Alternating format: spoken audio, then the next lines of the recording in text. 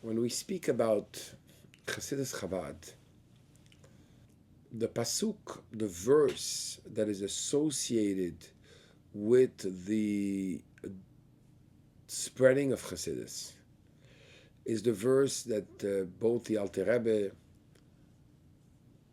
and the Frierdiker Rebbe, when they were in jail and they came out, they were saying this verse, which was the verse in chapter 55 in Tehillim, Pada b'shalom nafshi, my soul was redeemed in peace, mikravli, close to me, as they were attacking me closely, ki berabim hayu imadi, because the many were with me. This verse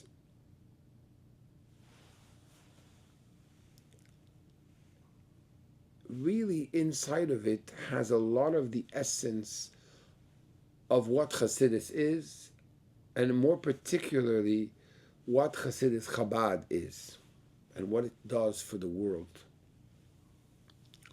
First of all, we have the concept of pidyon, of redeeming, of saving the captive. Chassidus, because it talks to the level of the soul which is not captive, which is not in captivity, which is Yechida Shebenefesh, and because it talks to that level which is where we're all equal in our connection to God, the greatest sinner and the greatest tzaddik are attached essentially to God, quintessentially to God. And that's something that's inseparable for one and the other. For one, it's going to be revealed at the highest level, especially when we talk to a Nasi, we talk about a Nasi, we talk about a leader in the Jewish people, the Moshe Rabbeinu of the generation. And for another, it's going to be completely hidden and just awaken itself at a moment or another. We explained in the past videos and the classes that Chassidus is that essence of the Torah that speaks to the essence. And therefore, it says, Pada b'shalom nafshi. My soul was redeemed in peace. We all have struggles. We have struggles with our eyes. We have struggles with our mouth, whether it's speaking or eating. We have, thank God, we're not missing, we're not lacking the inner struggles with our nefesh habehamit, with our animal soul. And somewhere, somewhat, you might be tempted to wage war against your animal soul.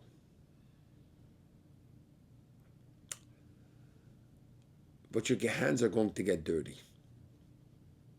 Your hands are going to get dirty.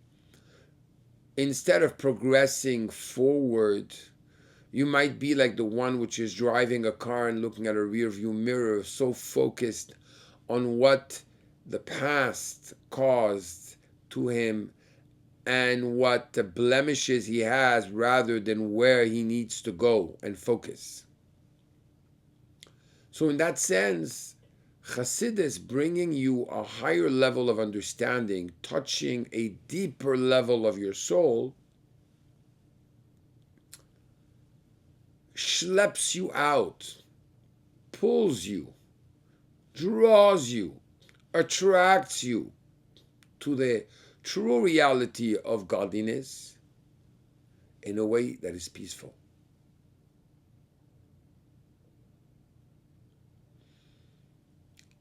I'm not going to bash what happened, bash you for what happened. I'm not going to bash the bad. I'm going to express how the world and godliness are one, and that even your animal soul, even your inherent nature wants this. Again, by enlightening your perspective. Now, it's not only enlightening your perspective within the world, with the world, but within the reality of the Torah itself. As the Alter Rebbe explains,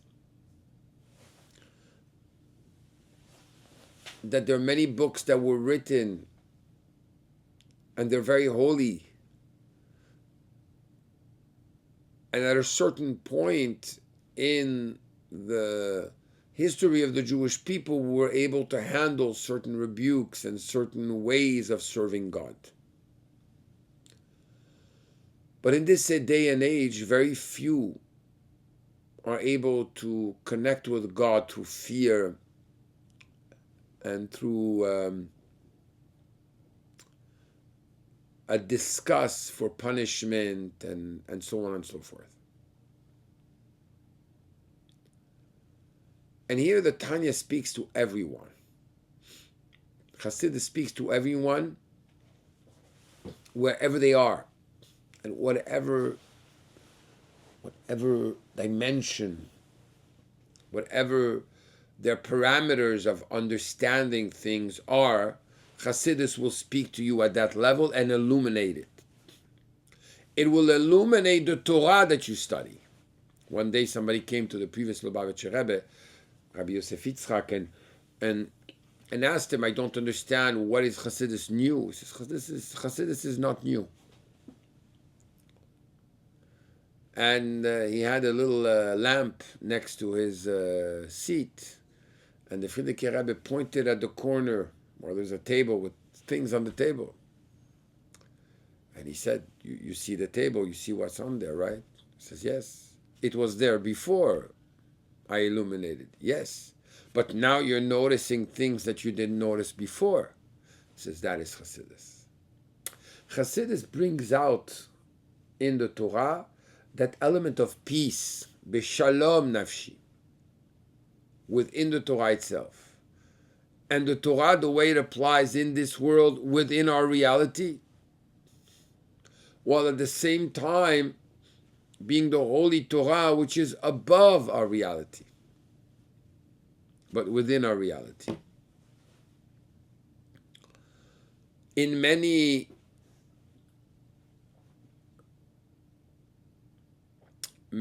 disciplines in Torah, there are those who like to study levels of Torah which don't necessarily connect to this reality, and therefore their way of dominating the Yetzer Hara is by bringing an abundant light which often is not at the level that they can really absorb and handle. And therefore it carries them and pulls them out of the world rather than in the world. And in this, we see the great difference. Like, for example, somebody will study Kabbalah. The Kabbalistic realm is one which deals with the way things are at their source, and that's it, and that's all.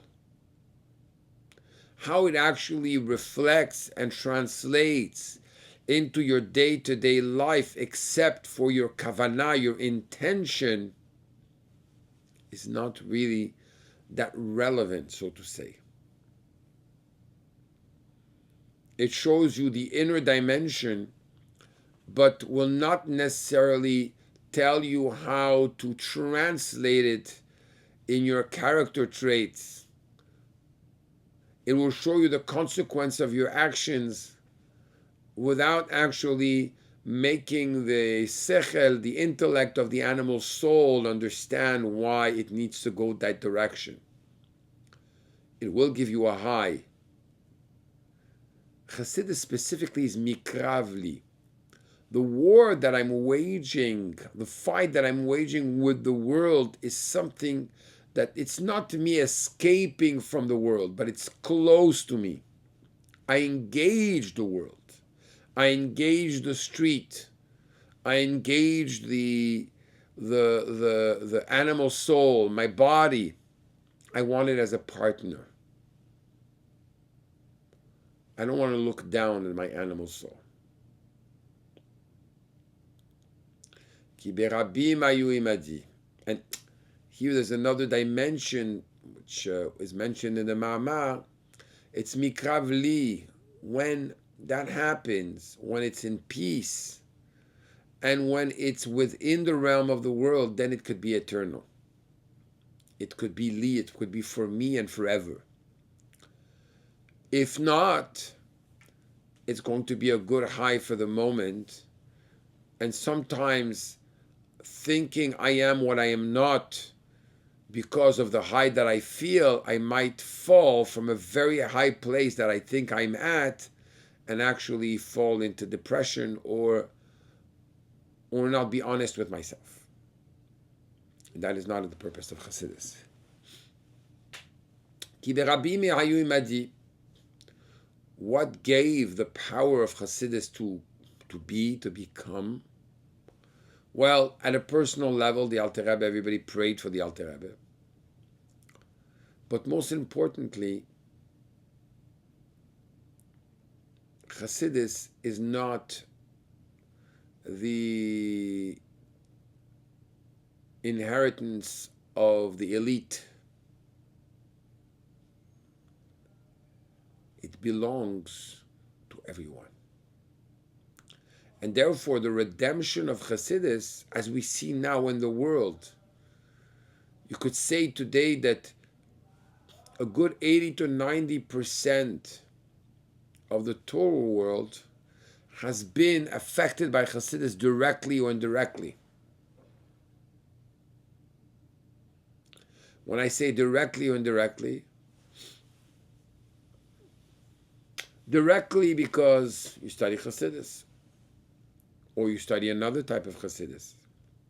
Because once Chassidus Chabad developed itself, it permitted and it gave, it opened the way, the path for all the other Chassidus to blossom.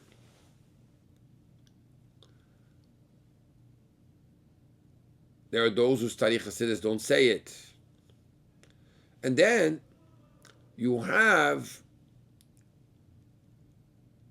NLP and all type of coaching and psychology today, which is directly influenced by Chassidus. So in a direct or indirect way, everybody has been affected by Chassidus. So this is the Torah for the many till Mashiach comes.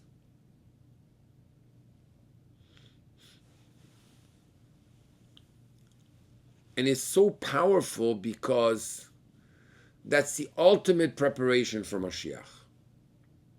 Mashiach not as some type of spiritual reality, but Mashiach as a reality which is within ourselves, within the realm of this world. Understanding that the purpose of God in His creation and the essence of God resides specifically in this world, nowhere else. I mean, nowhere else, everywhere else. But the essence is really in this world. I think once we understand this, anytime there's a problem, Tanya is the solution. Chassidus is the solution.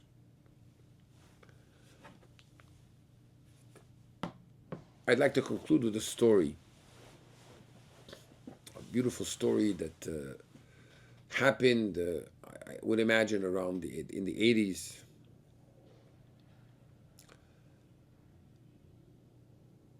This man, a Rosh Yeshiva, married off his daughter, and at his daughter's wedding, unfortunately, he could not walk, so he was on a bed.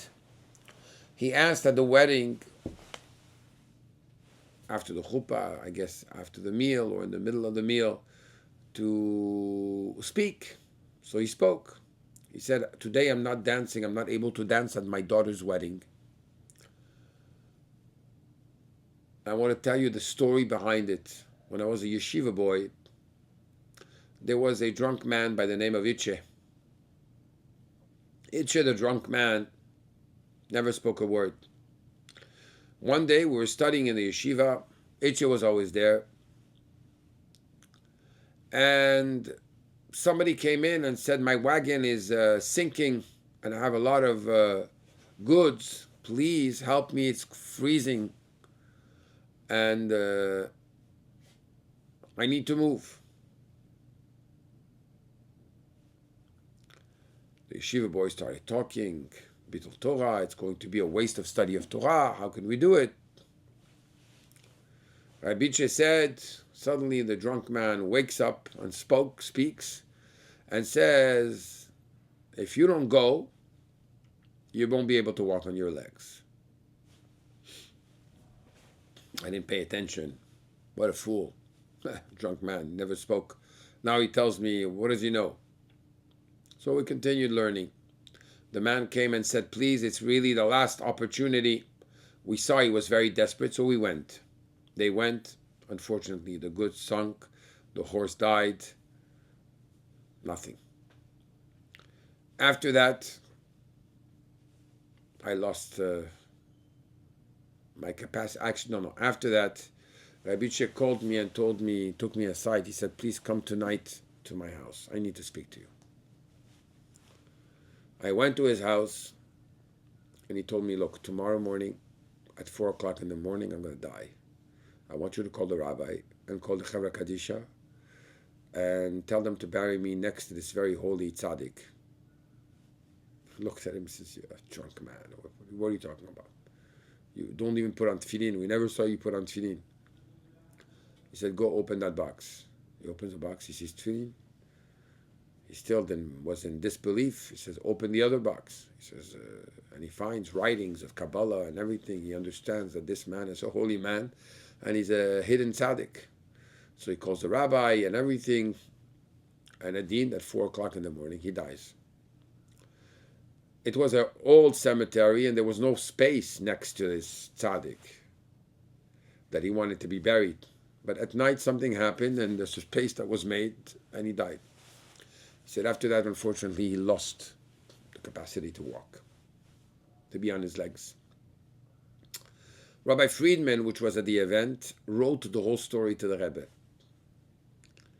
And the Rebbe wrote to him, tell him that if he wants to walk again, he should walk in the path of my father-in-law, the previous Lubavitcher Rebbe, and start learning Chumash, Tanya, Tehillim, called Chitas, the daily study. And like this, you'll learn Chassidus, you'll learn Chumash, and you'll say Tehillim, and he should encourage other people to do so. He started doing so. And a year later, this Rabbi Lieberman came to see him, and indeed, Baruch Hashem, he was able to walk. And he would encourage other people to do it. It's not by rebuke, it's not with a war. Pada b'shalom nafshi. We can be redeemed in peace, true peace, which is Torah Chassidus. So it's time during Gitas Kislev to take upon ourselves an extra moment of study.